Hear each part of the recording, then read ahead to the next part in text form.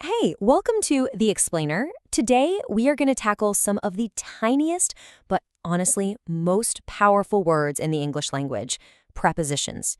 If you've ever found yourself hesitating between in, on, or at, don't worry, you are in exactly the right place. We're going to clear all that confusion up for good. Okay, so here's our game plan. We'll kick things off by talking about why these little words are so important. Then we'll dive deep into prepositions of place, and after that, time. Next, we'll see how they all work together, fix a few common slip-ups, and then it's going to be your turn to practice. So let's jump right in. So, first things first. Why do these tiny little words cause so much trouble? Well, it's because they carry so much meaning, but the rules, they can feel kind of random, right?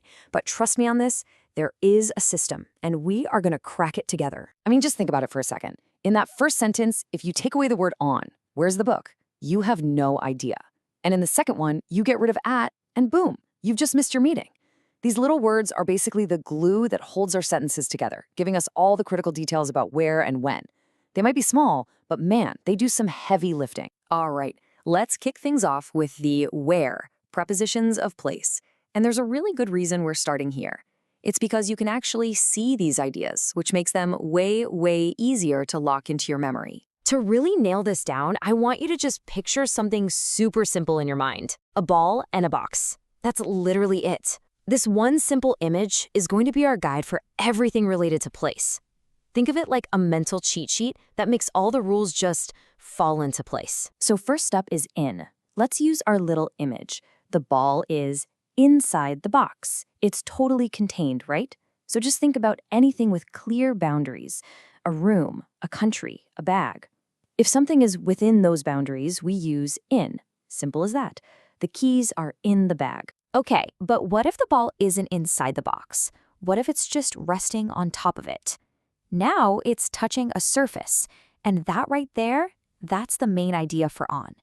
The book isn't floating around or tucked in a drawer. It's right there, sitting on the surface of the table. And what if the ball is below the box? Well, that's under. It just means something is directly beneath something else. So when you hear the cat is under the bed, you get this instant picture in your head of where to look. It's super clear, isn't it? Okay, now we can layer in a few more of these to build out our complete mental map. Next to is just beside something.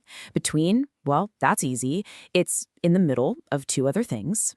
Behind is at the back, and in front of, yeah, you got that one. See?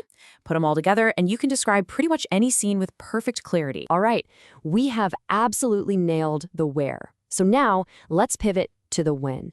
And the best part? Those same three little words we've been talking about, in, on, and at, they're also the key to unlocking time. Okay, so for time, I want you to imagine a pyramid. It goes from the most specific thing at the very top down to the most general at the bottom. Right at the tippy top, the point, we have at. That's for super specific points in time, like at 8 o'clock. Then the middle section is on. That's for bigger chunks, like your days and dates. And then the big, wide base of that pyramid, that's in. We use that for the longest periods, months, years, seasons. See how that works? Specific to general. Seriously, if you only remember one thing about time prepositions, let it be this. At is for the exact point on the clock. On is for that specific square on the calendar, a single day. And in is for the big stuff, the whole months and years. Really try to burn that image into your brain. All right, now for the really fun part. We've got place down, we've got time down, so let's put them together and see how they dance in the real world. This is where it all starts to really click. So let's just look at some everyday examples. The first one is all about location, right? On the wall, next to the window. Easy. The second one, pure time. At 9 a.m. on weekdays. But check out that fourth one. This is where the magic happens. It mixes them perfectly. At the cafe, that's a place. On Oak Street, another place. At 2 p.m., that's the time. This is exactly how we talk, blending these words to paint a complete picture. Look, everybody gets these mixed up sometimes. It's totally normal. It's just part of learning. The trick is just knowing what to look for. So let's quickly go over a couple of the most common ones so you can turn those little errors into expertise. Okay, here are two classic trip-ups with time. You remember our rule, right? Monday is a day on the calendar, so we use on. 3 p.m. is a specific time on the clock, so we have to use at.